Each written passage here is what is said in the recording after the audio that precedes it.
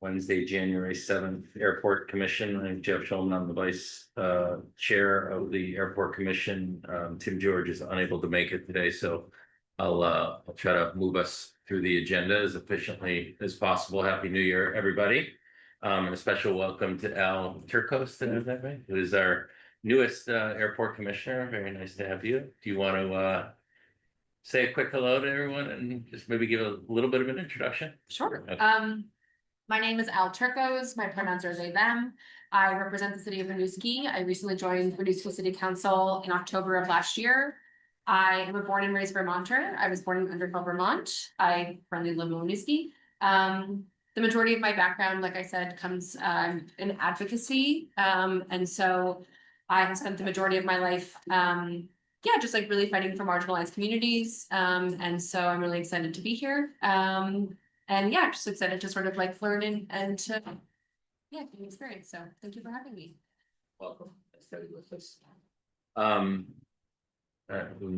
We don't typically go around and have the other commissioners introduce themselves, but you'll get to know people as we go here. If we could just, any commissioners who are joining remotely, if you could just identify yourself. We know that you're there. Chip, you want to start? Chip Mason. Okay, Andrew? Andrew Savage. Great. Am I missing anybody? That's all that's on. Okay. Besides, Yeah. Okay. Hey, Jeff, before you, Yeah. I was just like, who's there? We can't see the whole, so who else? What other commission? Okay, now I see Helen. Who? Okay. It's just me, Helen, and Al that are here. All right. So assuming we have a quorum, yes? We do have a quorum. Great, thank you. Problem. Before we approve do we approve the agenda before we?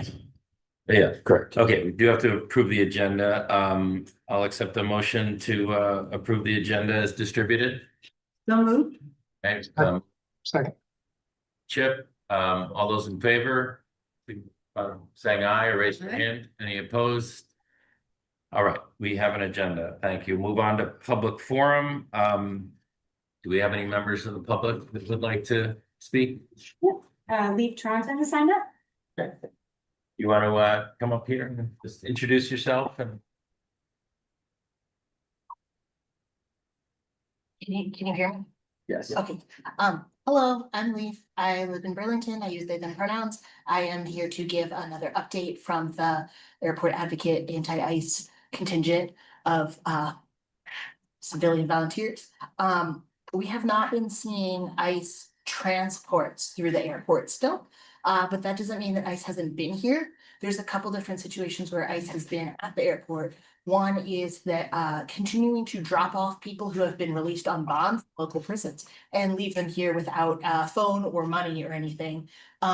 These are folks who have been ruled by the court that they were detained illegally, and so ICE is required to let them go and seems to be just dropping people off here. So just wanted to let you all know that that's still happening because there are sometimes confused and traumatized people who want to go home just in the airport, and we've been working to make sure that they have people to join them and offer snacks and rides and coordinate with families so that they can get home.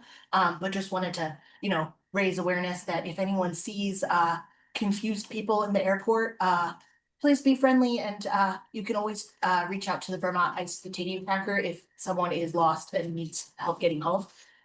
Again, these are wonderful everyday people who have been illegally detained and then dropped off somewhere. The other situation where ICE has been at the airport that we know of is that we've got a lot of reports that a taxi driver named Hussein Noor Hussein was arrested early January while he was waiting in the taxi line working here. And I've been in touch with some of his support folks. He's from St. Albans and has a huge community behind him. He's been in Vermont for 20 years and is a very beloved community member. So there's some upcoming ways that people can support him and his family with groceries and legal fees and court support, because he's going to have a court hearing. We would love to distribute that information here because especially people who are, working in the airport know him and are worried about him. So if there's ways we can distribute that, I wanted to ask, how the progress with the kiosk of information has been going, and also just checking in whether the information that's available to airport employees about, safer places to go that aren't open to the public is also available to taxi drivers, because that's a group of people who have now been targeted by ICE, and I just wasn't sure, what sort of resources were available to them. So that's just something I wanted to check up on. And also a couple other just things that you might not have seen, because a lot of things happened today. One is that it looks like Avello, which is a charter, they do charter flights for ICE, is potentially not going to be doing that anymore. So that's just a big shift to know about. It means that ICE might try to come back here again. It is a lot of progress in terms of, other airport related industries saying no to ICE flights, so that's good. Last thing is that ICE murdered someone in Minneapolis today. So if people hadn't seen that, I just wanted to make sure that everyone was aware of that. And that ICE's presence is a continued threat to everybody's safety. Okay, that's the updates I have. Thanks. Thank you. Thanks, Leif. Any other members of the public who'd like to speak? Anybody online who's no vacation? Okay, thank you. We'll move on to item number 4, which is the consent agenda, which consists of approval of minutes from our last meeting, which was December 3rd, and also for our May 28th meeting, which I guess inadvertently we failed to approve those minutes. So minutes from both of those meetings were distributed with the packet. Any questions or comments on those? Hearing none, I'll accept the motion to approve both sets of minutes, May 28th and December 3rd. I move approval of the minutes from May 28th and December 3rd. Thank you, Helen. Second. Seconded. Second by Al, sorry, beat you to it.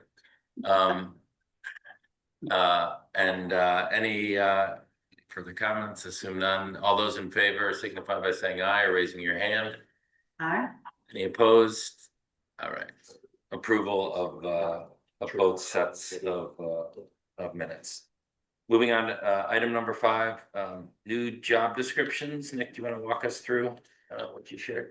Yeah, absolutely. So this is a little bit of information that touches 3 particular jobs, none of which are necessarily new jobs at the airport, but existing job descriptions that we're adding quantity to, with the exception of the maintenance worker 2 position, which I'll get to in the last segment. So the first job that I'd like to propose adding, and of course have mayoral support on, and we'd like to move to the next steps, is a new operations specialist.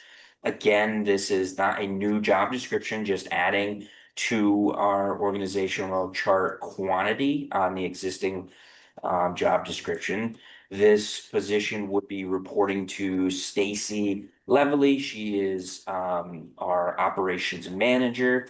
She then reports, of course, to Dave Carmen, my deputy director of aviation operations. As the memo states, this is a critical role for the airport as we continue to expand, to see record number of operations, record number of landing and takeoffs, additional square footage that must be monitored from a security standpoint. We'd like to add to support to the operations overall team as part of this mini reorganization. The second piece is a new working foreman. Ground transportation is the official title, but this is a position that supports our ambassador team, specifically on the front line, right out on the curb. This helps with customer interaction. It helps with wheelchair collection and many other things, as well as a security role. Again, same thing. This is not a brand new job description. This is an existing job description. We are just adding a 3rd shift 4-person position to support our nighttime staff, specifically as the later flights come in.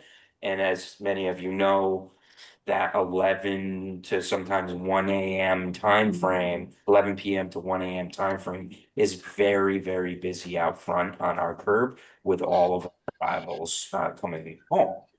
So this would add to the organization quantity as well. The final position is related to the maintenance worker 2 position. It's a little bit confusing. We actually don't have a maintenance worker 1 position, so this is the exclusive maintenance worker position at our airport. We have multiple fields that we have maintenance workers. We have our airfield, we have our facilities or our terminal teams, and we have our land side or everything outside of the fence teams. They handle everything from mowing to painting to HVAC to runways to lighting to you name it. This is our core maintenance team. They're also our snow removal team. So during the winter time, they change roles slightly, and those are the folks that keep our airport open. And they're out there most of the time for 16-hour shifts, and as they were just last night. And there's a lot of effort into this. There's through probably a 2-year conversation, not just with the union, but also with the maintenance workers. We realize there's room for growth and room for change and some incentive to not only recruit, but also to retain by incentivizing additional credentials or available optional credentials for these maintenance workers to receive. And if they receive that, they would then go to a tiered position with more job responsibilities and an associated higher pay grade, which would jump from the existing grade 14 to a grade 15. Again, this has been a long 2-year conversation and a great conversation with the union to make sure that we capture everything and incorporate what is aptly named a tiered position of this particular job. And you can see that job description in there as well. All 3 positions, well, excuse me, all the 2 new positions, right? This would be 2 new FTEs, which is the operations specialist and the 4-person position for our ambassador team. Those are 2 new FTEs to the organization.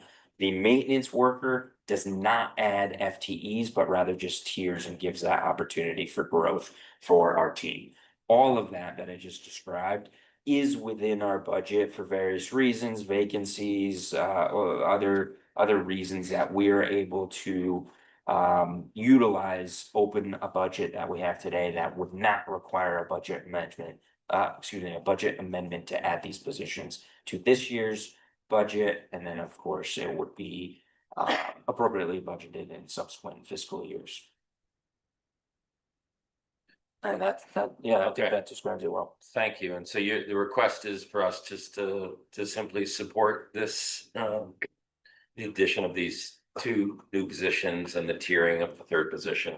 That's correct. And is there still another approval process? Do you have to go to Board of Finance? Yes, yeah, and I should mention too, of course, HR and our HR department has been heavily involved throughout all of this conversation. Any human resource related changes to both our enterprise fund or any organization or department rather has to then still go to Board of Finance and the full city council for final authorization before we can post or change anything. Okay. And Al, just for your knowledge, this is pretty typical, and we'll address a couple leases where there's a similar request where we sort of endorse from the airport commission, but ultimately the final approvals Board of Finance, City Council. So, but they're always curious to know, is the commission supportive of what's going on? So, okay, thank you for that, and thanks for the memo. Any questions about either of these 2 new positions, the tiering of the 3rd?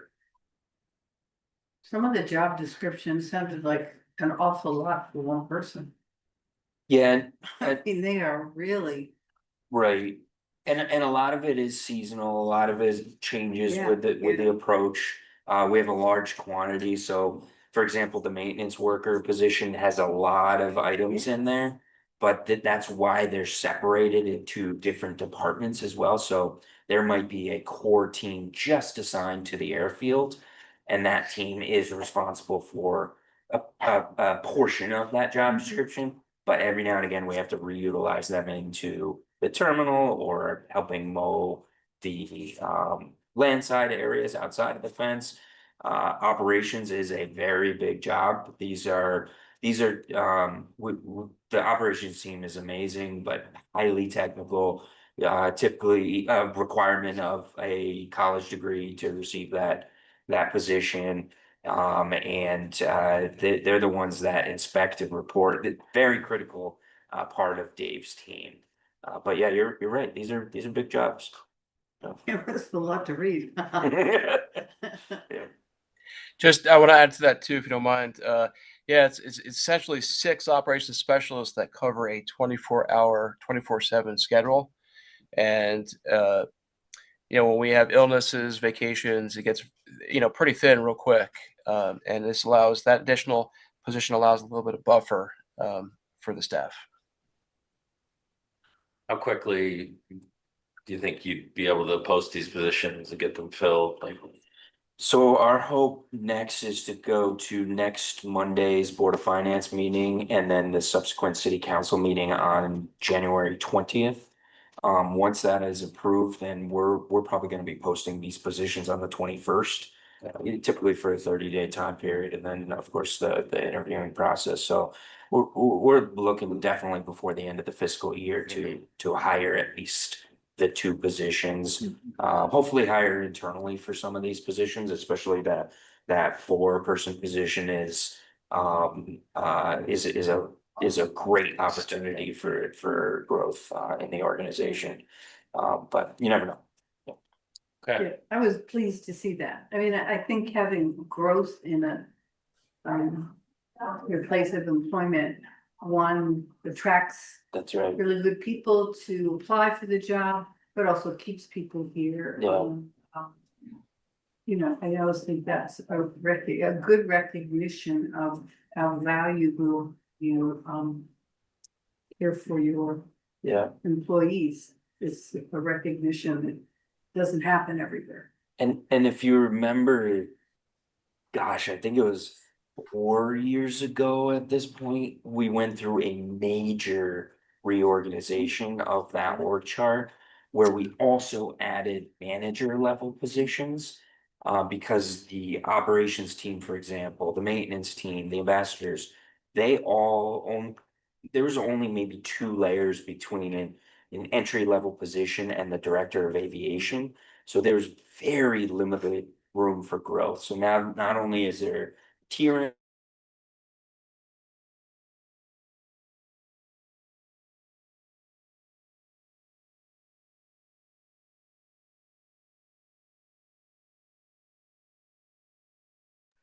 Uh-oh. okay, thanks for that. Okay, so the request of us is to support this the reorganization as presented. Somebody like to move that? I'll second. Now, seconded by Helen. Any other questions? All those in favor, signify by saying aye or raising your hand. Any Aye. opposed? All right, that is approved. Thank you. Moving on to item number 6. I think we have a total of 3 leases that we're going to be asked to approve, starting with Aerodyne. Okay. Yeah, free. Yeah, so Aerodyne Corporation, if you recall over the last several directors' reports, this was one of the TBD and pending negotiations that we were completing with this company. Aerodyne is a aircraft parts manufacturer that's right here on the airfield. They're on our southern portion of the airfield in what we call the alert hangars. The company and the owner that we've been negotiating with have been an absolutely amazing tenant, on time pay, really great tenant. So we're looking not only to expand their footprint, but also offer them a 4-year lease extension plus an additional 1-year option, which was fitting for their company for their time here at the airport. You can see from this, they already have been occupying what we've been calling pods 1 and 4. A pod is essentially a hangar in this particular building. They are now taking over, or would like to take over pod number 2. This pod used to be the home of the Burlington Technical Center. That technical center, of course, has relocated to their brand new facility right next door, so it left an opportunity for the growth of Aerodyme Corporation. This also helps with updating insurance language within the lease. It helps with solidifying monthly rent and revenue sources and annual increases. But essentially it is a simple building lease and some small ground space next to the building for their aircraft that they pull in and out. And that's the simplicity of this. It's a relatively small lease at about $35,000 annual, and we're happy to extend that and support that extension. So is pod 4 empty then? Pod number 2 is empty, Excuse me, where 2 is BTC was. Okay. Yep. And do you have any thoughts about when that might get rented? Well, Or- so pod 2 would be part of this rent. Oh, okay, so they'll have all of them? They'll have 3 of the 4 pods, pod 1, 2, and 4. Pod 3 is rented by a different entity. Oh, okay. Yep, yep. All right, thank you. Now, one important thing though is as part of the lease, we've also incorporated a request for them to vacate the pod number 4, because the plan for this hangar is eventual demolition. This hangar is the oldest hangar on our airport. It was built originally for the Vermont Air National Guard when they used to be over there back in the mid to late 50s. And eventually this needs to be remedied, removed, and utilized for apron space. So this space and time frame for the lease align nicely with our plans for removal of this building. Thank you. Okay. Nick, any I other just had I had a quick question in terms of how you, I know we've covered this a little bit in the past, but how you cover or arrive at the fair market value for the lease space. I'm sure it's right, but just like looking at the monthly lease, it seems somewhat low for what is it reasonably sizable commercial property. I'm just curious to know how you sort of arrive at that and how it's compared to other commercial leases within the region. Yeah. Yeah, not just commercial leases, but more specifically aeronautical commercial leases, which is defined a little bit differently by the Federal Aviation Administration.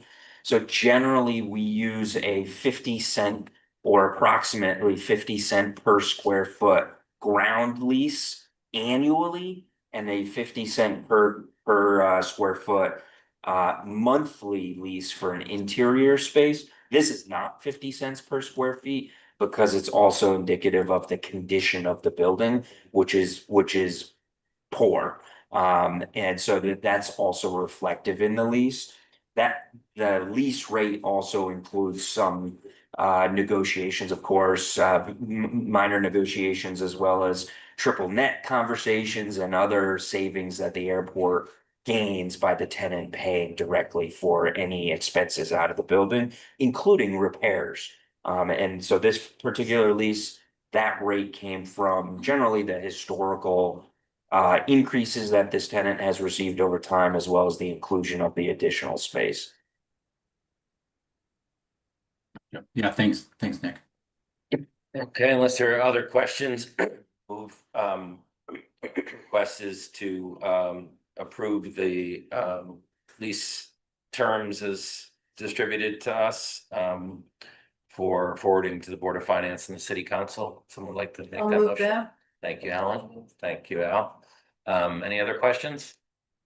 All right, if not, all those in favor of supporting this lease agreement, signify raising your hand or saying aye. Aye. Any opposed? Okay, thank you. It's approved. Moving on, item number 7 of the lease agreement. This one is the General Services Administration lease to lease space for the Transportation Security Administration break room and some manager spaces, as well as some renovation and reallocation of existing space that TSA currently occupies. This stemmed, which is also why this is a backdated lease. This stems from the request of the airport to relocate offices from previous areas that TSA was using for manager space while we were building the new terminal on the north side, on the south side of the terminal building or the tip building. When we relocated them, we didn't have appropriate space to reallocate for them. So we amended the lease that came through the commission at that particular time to reduce the square footage. Since then, we were able to build space in the new tip building, which has been just recently built. In fact, we just got the certificate of occupancy about a week or so ago, or just before the holidays. So now it's ready to move in, and the negotiations. This doesn't happen directly with the Transportation Security Administration. All of the real estate transactions go through the General Services Administration, not to add more acronyms into our language. So the GSA has negotiated this lease on behalf of the TSA to occupy this break room and office space specifically identified to be used strictly for the Transportation Security Administration and the scope of work that I just mentioned. And you can see some of the lease terms down below. Expiration down in the or expiration in 2034, annual rents on a per square footage basis. Similar, well, I'll answer a similar question that Andrew, you just asked a moment ago on the previous item. This square footage, $68.41, that is determined a little bit differently. So Marie does a large calculation associated with the cost of running our terminal building. And this cost and the identified square footage rate is then equally given to all of our tenants, including our airline tenants. So that $68.41 was the calculation on this fiscal year's calculation for square footage in the terminal. This also, if you recall, you approved and recommended the construction of this particular space a few months back. So this is the space that was approved a couple of months ago, maybe even longer than a couple of months. I don't remember at this point. So this is now the lease that identifies them to move in, and then we'll start renovating the space that they're in today. Thank you. Questions for Nick? All right, hearing none, entertain a motion to approve this as presented. Thank you. Second. Thank you, Al. Moved by Helen, seconded by Al. Any other questions? Seeing none, all those in favor signify by saying aye or raising your hand. Any opposed? It's approved. All right, the Hangar Condo Association piece. All right, another somewhat similar to the Aerodyme and the support of the general aviation community. This again is on this south side of our airfield, actually adjacent to the Aerodyme, Burlington Technical Center, Beta Technologies, Vermont Flight Academy. The Hangar Condo Association also has been here for many decades, had built their own hangars. There's 2 hangars. These hangars are very small. Each one fits Cessna 172 single engine propeller aircraft in them. And those in each one of the building has, I think, 8 spaces for them.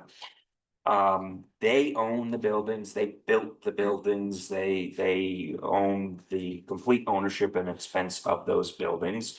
They would like to, of course, extend an existing lease that is not yet expiring. So what you're seeing here today is a 10-year extension with a, 10-year extension with a 10-year option to use this space for what they're identifying right now, storing of small aircraft in that area.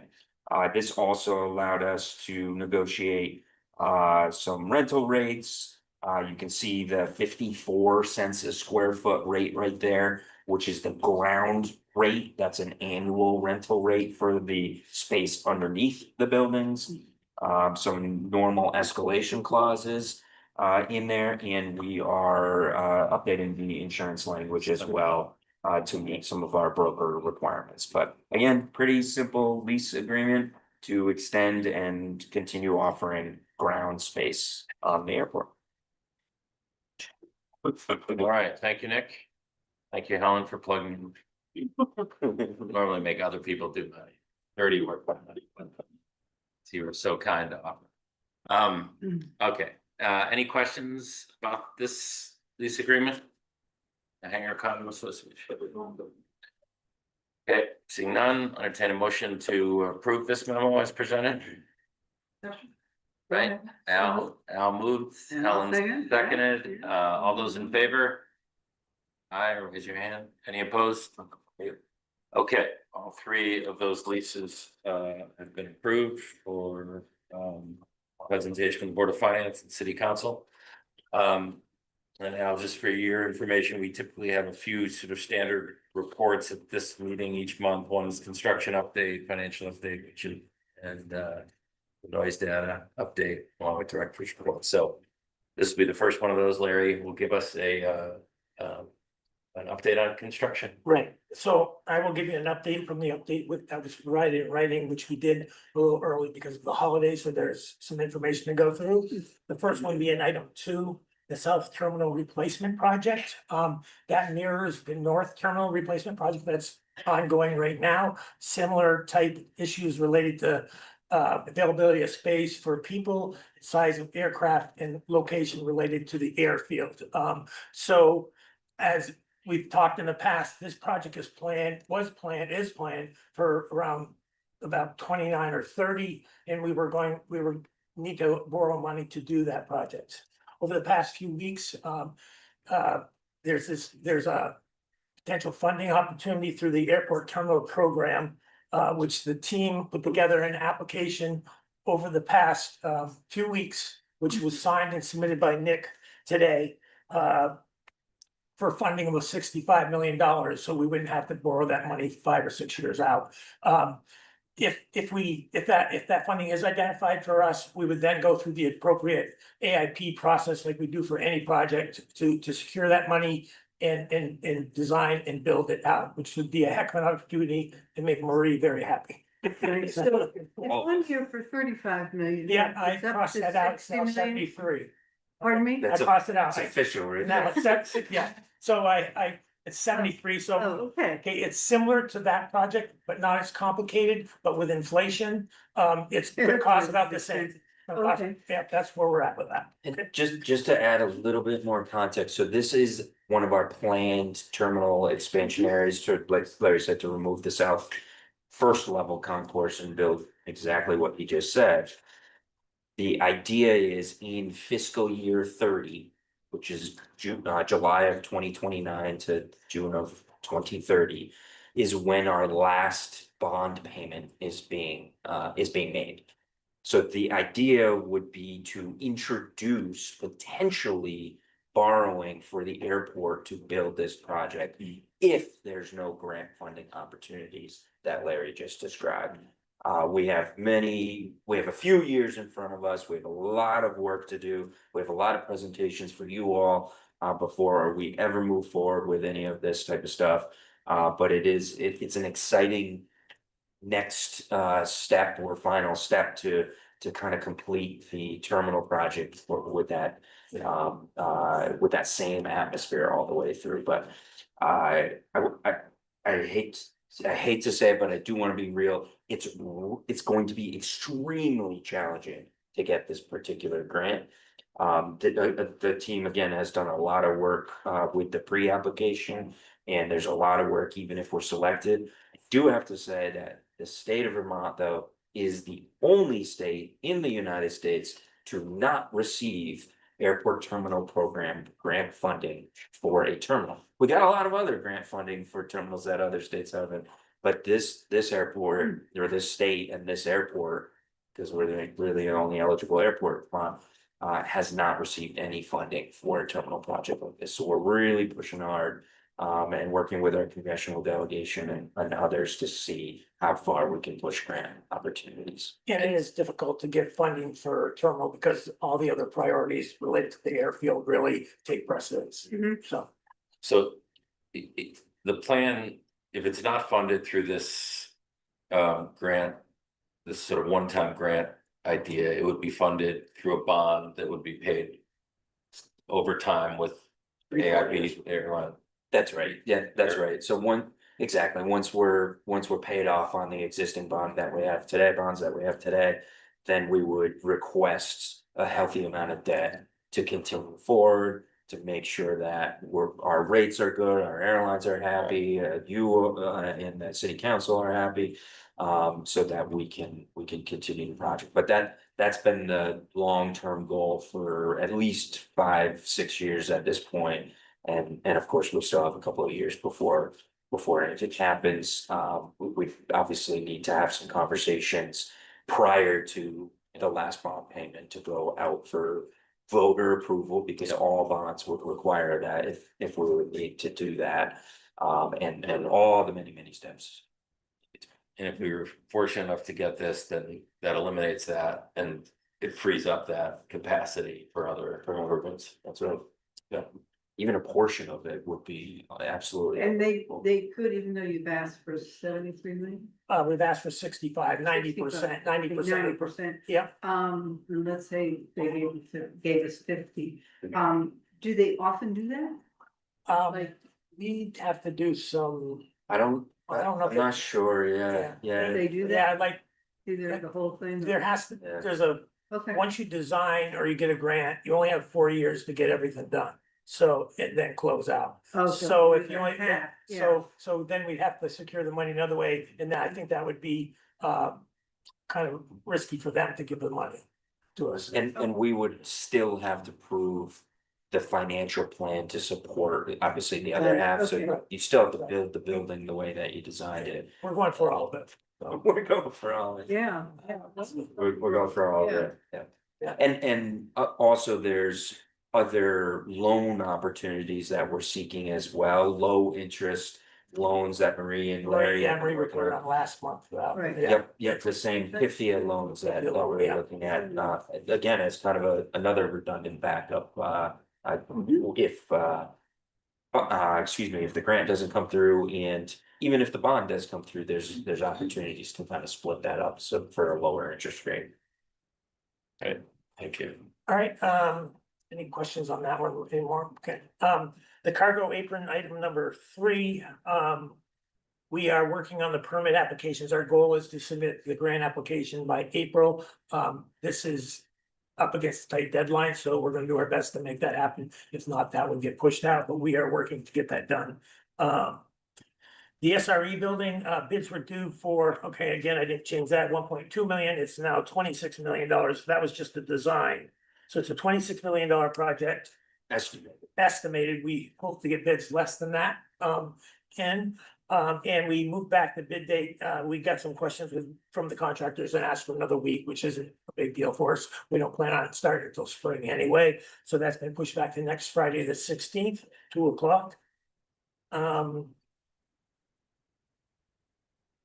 With the CIP and the FAA, we did resubmit that one more time. We did get more comments back, so I have to meet with Nick and Marie and discuss how we're gonna modify that to get it back and make sure they're happy with it. No big deal, though. The beta, we talked about them moving through the process for the childcare center and the current hangar that's under construction. They are now moving forward with their B-build. This is the second half of their plant, which is a huge project, along with many other things. So we're now fully involved with communication and coordination with them for very large scale projects. So that's now moving forward. You'll probably start seeing excavators over there soon and building hopefully by summer for that big building. So.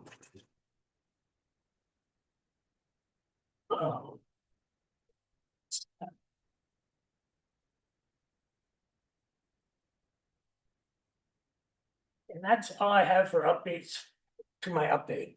Unless you have any questions on construction.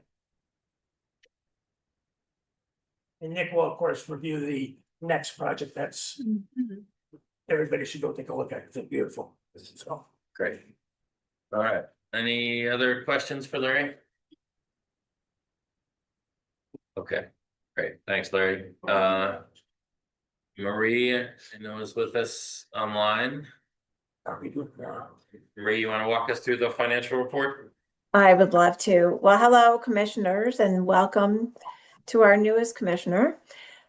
And every month, just for the benefit of just really to kind of update you, we go through, I offer I always am looking at like back about 6 weeks for our latest financial records. I show all of the revenues that are coming in, the operating revenues, the expenditures, and report on the cash, how much cash we have. We have some very large projects that are going on. And so that is something that we have a lot going in, a lot going out.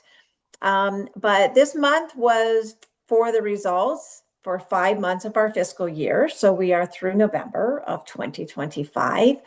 And I would say that the revenues are, very much in line with where I expect them to be. The expenses as well, there's nothing particularly, out of line with either of those. So we're just sort of going along and things are very stable with that. As far as one thing I did point out with the revenues, just because if you're comparing the year-to-date revenues for this year and you look at the end of this is the second page that you have the revenues on, the total revenues year-to-date looks like it's about $1 million less than last year. But last year we had just a timing difference of when we took in some of the stimulus money. So we'll see some of that coming in. And makes it look a little bit skewed, but it's fairly consistent. Same with the expenses, very consistent and where I expected. As far as the fourth page that I have is a metrics sheet, and this shows our biggest revenues. And so it's kind of nice to look at this in a chart to see. We were comparing, this sort of came about because when COVID hit, we wanted to know how the recovery was doing, because we saw such a drop off. So that was in 2020 and 2021. And it's taken a number of years for us to make it back. But the nice thing is when we look at the metrics on that, the recovery, we are above where we were. So just from a historical perspective, as we were heading the beginning of 2020, the airport was seeing really high employments and really good revenues. We were actually having a phenomenal year.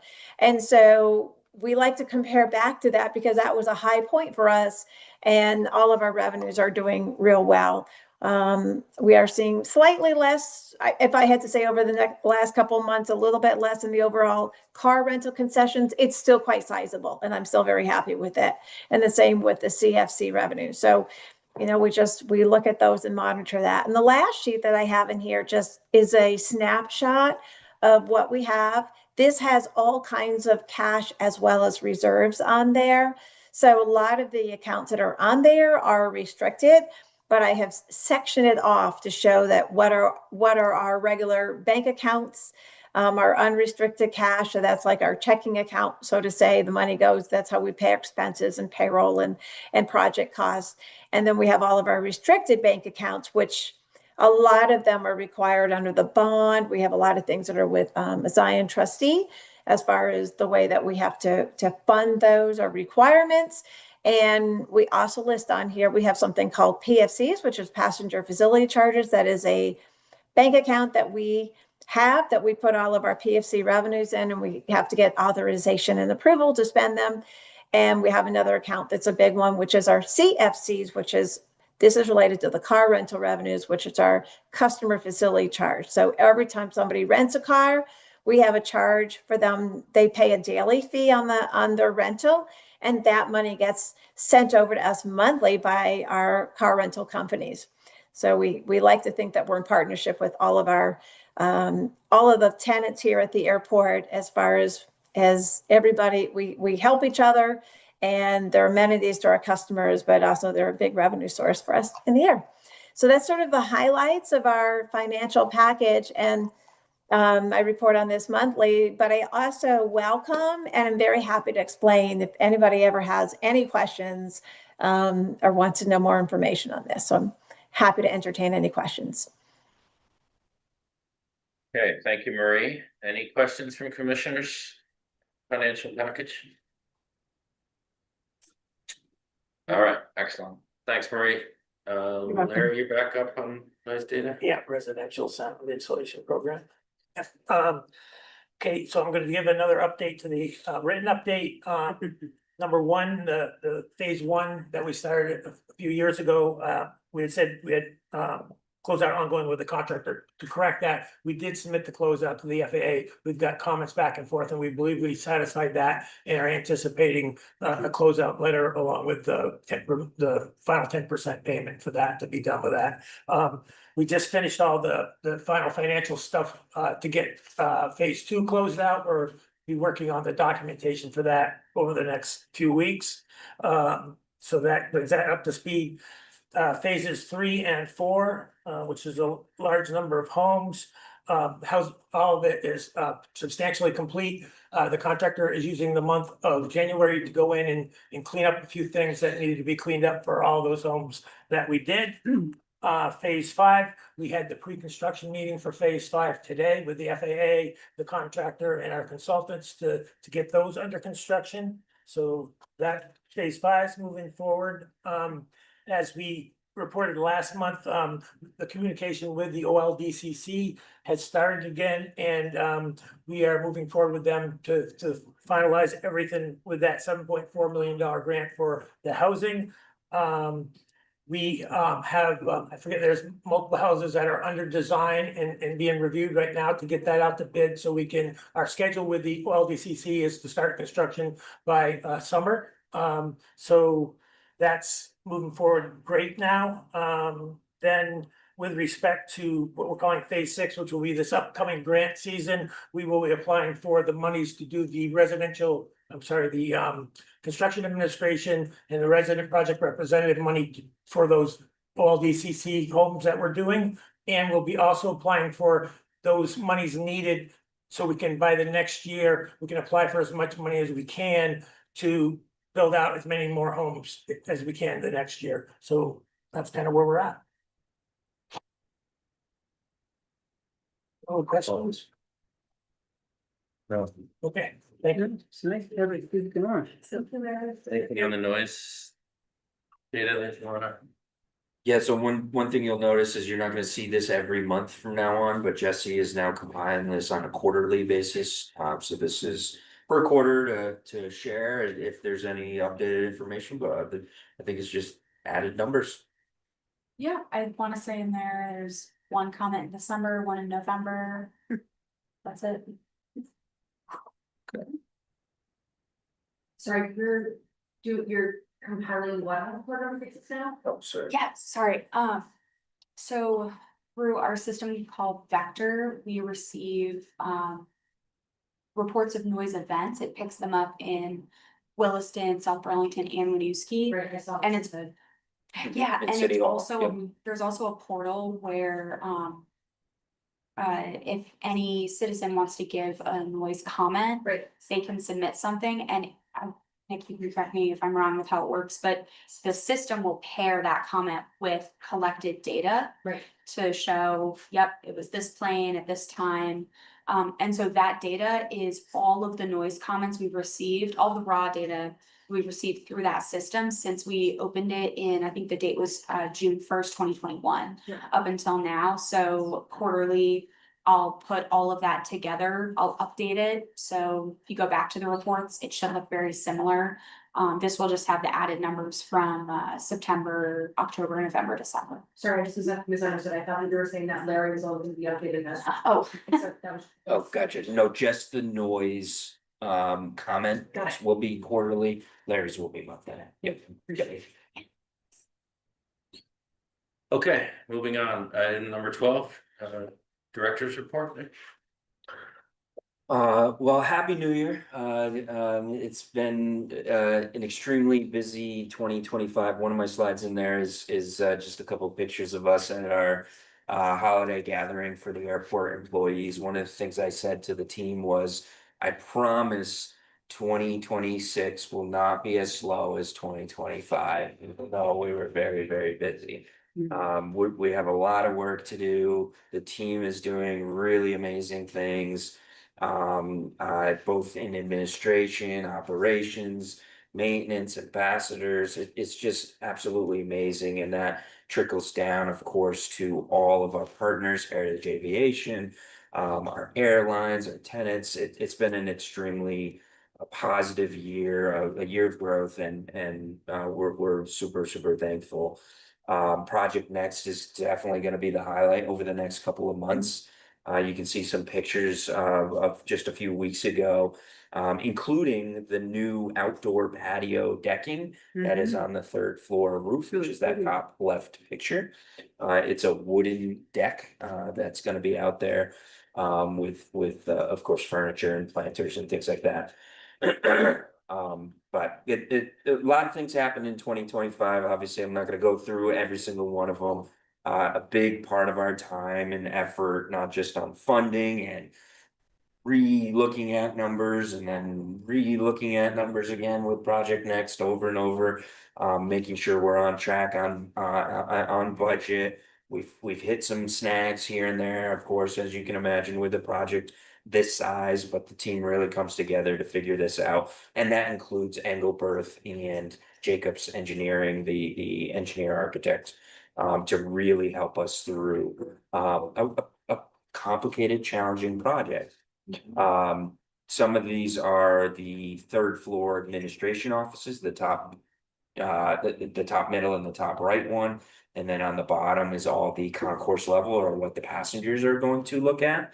There's some extremely cool things in this image.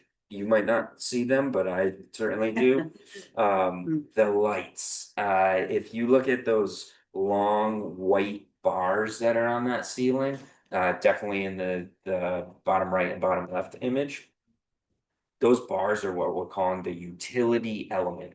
One thing that we wanted to preserve as best and as most as possible was all that natural wood from the mass timber. So attaching things like fire alarms, lights, cameras, we have the Wi-Fi signals, all these things.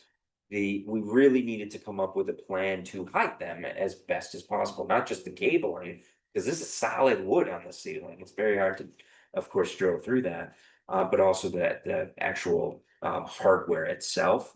So those utility elements, there's some secret channels in there that go through some secret wooden paths. So you cannot see any of the conduit. You will see some fire suppression systems that, of course, we can't put in this on the wood ceilings, but all the wires, all the everything that I just mentioned are hidden inside those utility elements, which is really exciting.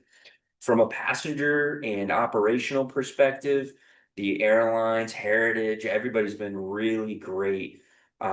Really changing our layout. We've had to close certain surfaces, of course. We've had to rearrange gate 4. Our old gate 4 has been closed for some time now, and American Airlines has had to relocate a little bit. And it's been really great to kind of get everybody together to figure out this puzzle as we expand. The next phase is really where the passengers are going to kind of see the impact of this new building. So as we get closer to March, which we're expecting to open this building in just a couple of months, that March schedule, which by the way, we are going to be hosting a what are we calling it? Open house community day where the marketing team, Alex and Jeff and Jillian, have been pushing out invites for the public to come into this building. We're also going to be inviting you all and other members from our community to celebrate this open house all together. This will also be open to the public to come in there. And the idea is to dress rehearse this building. We want to see how many people we can get in this building so that we can see it before it actually opens live. Explore it, go into the bathrooms, go upstairs into the outside, give us feedback, all sorts of really good things to make sure we're not missing anything. Fight over the chairs. Do we have enough chairs? Hang out at the fireplace, which there's a fireplace in this building. So there's look at the brand new art that we have being installed on all on many of the spaces in there. So it truly is a dress rehearsal. Give us some feedback. We'll also have ribbon cutting and open ceremonies and all that good stuff. So the impact to the public, especially in the North Concourse, is going to start happening in about 10 or so days, where Gate 4, which is actually interior of existing building, it's not going to be in this new building. That needs to be redesigned. The existing ceiling up in the North Concourse has to come out. We're going to be putting maple wood ceilings, just like the Project Tip building. So it'll be more industrial with a maple hanging ceiling. That, of course, is going to impact some passengers. So if you're utilizing American or United over the next couple of months, you're going to have to go through a really cool tunnel, and it's going to be great, and everything will be fine. But it will be impactful. We're going to have to shut down a pretty large portion of the North Concourse that passengers are used to today. We'll have signage, we'll have speaker systems available. We'll have definitely a lot of seating available because some of that seating has to be removed. But again, it's just that final push to opening this new building. And then once that happens, we'll be able to open the majority of it, and then we can start the demolition work. And then after that, the second floor renovation will start happening, where the entire hallway upstairs will get gutted out and start looking all connected to the new building. So a little bit of an impact, but it is coming, and we're going to be pushing out messaging so that everybody is aware of that. And I could pause too if there's any questions on that, because there is a lot on that terminal project. Good question, but I think it's really like strategic communication that comes on. Yeah. If there are ways that I'm obviously so new to this, so members of the community might have been on commission. But as it might casually come up in conversation, if there are like not so much talking points, but if there are ways, right, that someone might say as they're flying American or United. Sure. And if they're like, oh, like this was the change that I experienced. And why am I experiencing this, whatever, right? I just think of like the sort of like message of like, for sure, you might experience some like slight discomfort or whatever, but like this is what's on the other side of that. Yeah. Like, right. And so if there's particular ways that you might want us as the commissioner, members of the community, or you know what you're telling your friends or your neighbors, that might be helpful for us to have in our back pocket as well. So that's a great idea. Right. That I guess I will obviously be using, but is there something particular that you all are using to share with us? Yeah, that's a great idea. I think Alex and the team can put together something kind of like facts and checkpoints for you all.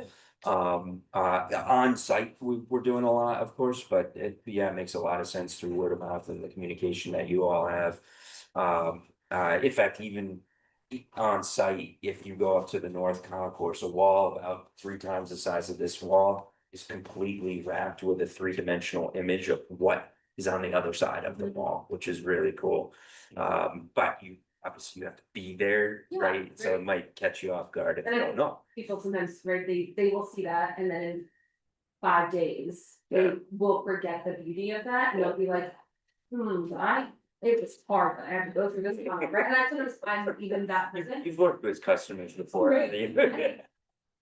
I I have been there. Yeah. And so I just think to be like, yeah, I'm really sorry that you maybe had to walk an extra 10 feet, and being patient is hard, but we are in this together. And right, and this is where like the community organizer in me comes out. It's like, we are doing this together. Yeah. And this is going to mean so much for our community and for our neighbors and for our family who's coming and going out of this. Yeah. And so anyway, that's just. Great thoughts. Yeah, I love it. Speaking of community, there's a beautiful segment to the next slide there called Fleet Parade. As part of our initiatives to be out into the community as often as we possibly can, we've partnered a lot with the city of South Burlington over the last year or two. We've had and hosted joint hosted 5K races, which was a huge effort on Alex. We've hosted community days over at Dorset Park, right? Dorset Street, Dorset Park.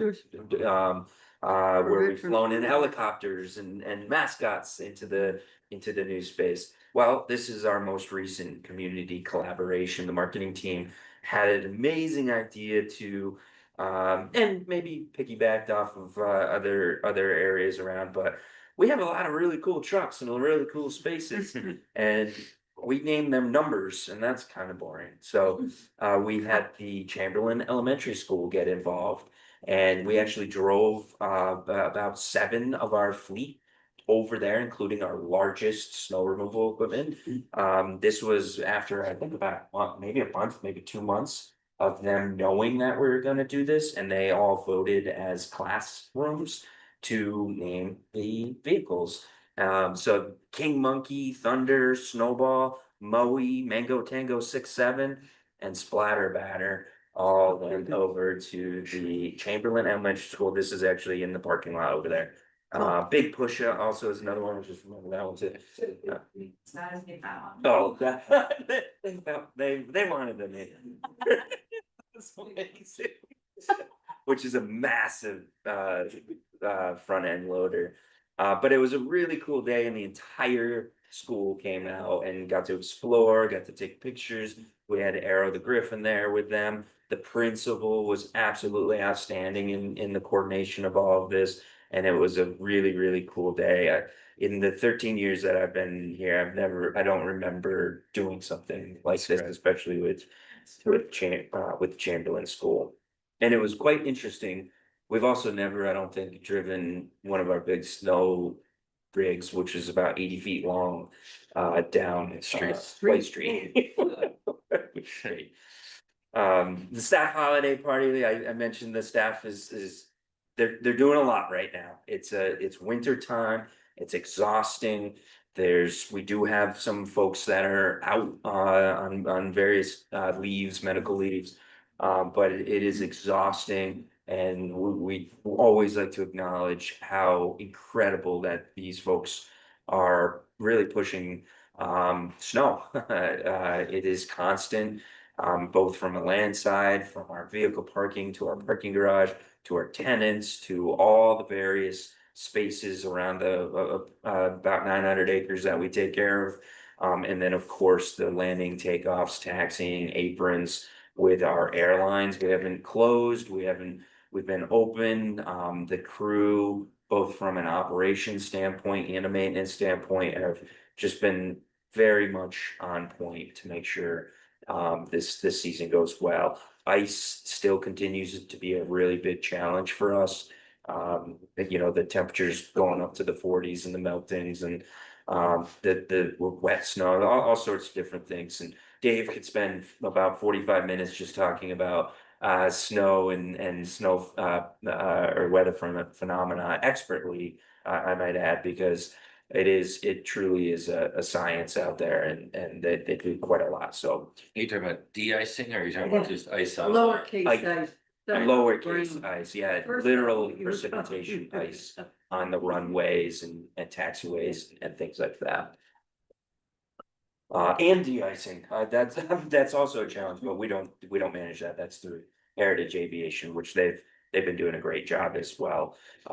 We have some growing pains that we're working out, but they're as usual on point, and the communication is absolutely amazing to make sure that everything happens accordingly. A couple of past events and future events I have for you. So just wanted to give a quick update on the flash parking hardware software that's fully implemented now. In future meetings, I'm going to start bringing you more statistics. We have a much greater use of license plate counting so that we know how many New Yorkers, how many Canadians, that sort of thing. So we'll be able to do that. The system is a breath of fresh air on our old system. We have our new parking rates implemented. We have availability of different formats of paying from online or digital methods, phone methods, that sort of thing. So it's been doing really, really great for us, and glad we made that transition this particular year. The VAC meeting, which stands for the Vermont Aviation Advisory Council meeting that was held on December 17th. I wasn't able to make that one, but this is a state held meeting to talk really about the state airports. I'm a board member on that particular committee that really allows us to kind of communicate back and forth with everything from their projects to our projects to all sorts of different things.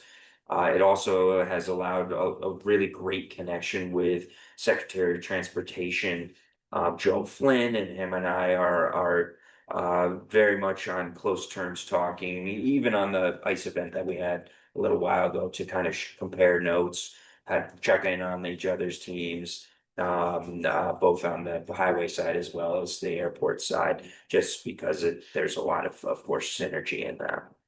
But great to be on the VAC meetings to update everybody, and vice versa. Chubb is our insurance broker. So they were on site doing their annual audit or biannual, annual audit, which Dave describes our federal inspection that we have every single year. The insurance audit is sometimes just as intensive. It's over a couple of days. It's daytime inspections, just like in FAA inspectors out there. It's nighttime inspections, but then you add all this other stuff, tripping hazards, all sorts of things, obviously to help us mitigate any liability that we have. The team does a really great job preemptively getting ahead of some of these things. There's always things that we can improve on, whether it's signage or paint markings on escalators, things like that, that the industry learns or this particular insurance learns. So we always have improvements, but they're pretty minor, and this year we're pretty minor, and that includes runway to parking lot. So we'll have a couple of minor things that we have to that will help us, and we'll keep doing that. And that's why we have and want these insurance audits to happen. Larry already mentioned this last one, which is the Office of Local Defense Community Cooperation with the Department of Defense, or DCCDOD. And they are our noise mitigation, one of our noise mitigation funding sources, specifically for the recent $7.2-ish million that we received in our latest round. And Larry updated everyone just recently or on his report on where we stand with that. A little delay because of the shutdown that happened in October, back in action, back moving forward so that we can kick it off in the spring, summertime with construction. And then in upcoming in April of this year, like every year, we send a group of our maintenance team members out to Buffalo, New York, which there is what's called the Snow Symposium, hosted by the American Association of Airport Executives, where it's a large scale, what's new in the industry, what's happening out there, what kind of equipment to procedures that can be changed. So we usually send about 6 of our maintenance crews out there, and they get to explore, connect, meet with other airports, hopefully compete. There's a competition out there. We haven't done that in a little while, but we definitely really want to. But it's a great opportunity for the team, especially after a hard winter, to kind of learn something new. Generally, these are the folks that generally don't travel, certainly to conferences and things like this. So it's a great opportunity to switch it up. I said, hopefully there isn't any snow in April. Oh, But you said that out Buffalo. loud, Helen, you can't do that. But it is Buffalo. Buffalo's my hometown, right? Oh, there you go. We all learn how to push snows when we're in nursery school. So Folks maybe with we can shovels. aspire to plow the runways. That's awesome. And then I'll leave you with some statistics. So the next three slides are departures, scheduled seats, and the actual employments. Departures, not too much to report. These are actual quantity of air carrier operations departing the airport. You can see we have in December anyway, 788, about on par for the last couple of years. Definitely less than the 2019 and certainly the 2008 numbers.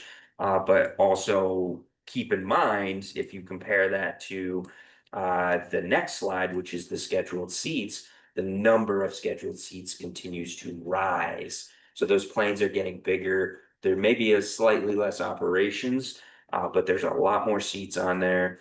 You can see in the small boxes on the right-hand side of the screen, our average number of seats continues to go up per aircraft, and our percentage of filled seats continues to hover around that 81-82% occupancy of the scheduled seats, which is great. Is the scheduled departures include general aviation or is that? It does not. It does not. This is only airlines or carrier operations. Yep, yep. We can add that though if it's helpful to. No, I'm just curious if Yeah, it is fascinating though, and I think I've mentioned it a couple times where the total number of operations continues to climb. GA, airlines, all the combinations. We are quite busy out on that airfield. Still second busiest commercial service airport in New England, outside of Boston, on number of operations, landings, takeoffs. And then finally, the last slide there is the passenger statistics slide. You can see we actually had I don't like saying it out loud, but a little decrease in our December numbers.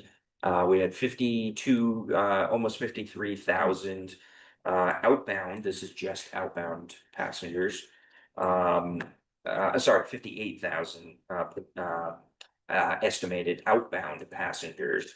It's generally about the same as the last couple of years. I think the actual numbers are gonna come in a little bit less than that. For December 2025. You can see that kind of happened in November as well. Anything underlined is projected, and that non-underlined is actual numbers. So you can see November 48,000 compared to the last couple of years, so you know, a couple thousand here or there. The real indicator though, 2025, you can see even if, let's say, December was 8,000 less than what the projection was, we're still gonna end the year at about 720,000 outbound passengers. We haven't seen that since 2008. what do you base the projections on?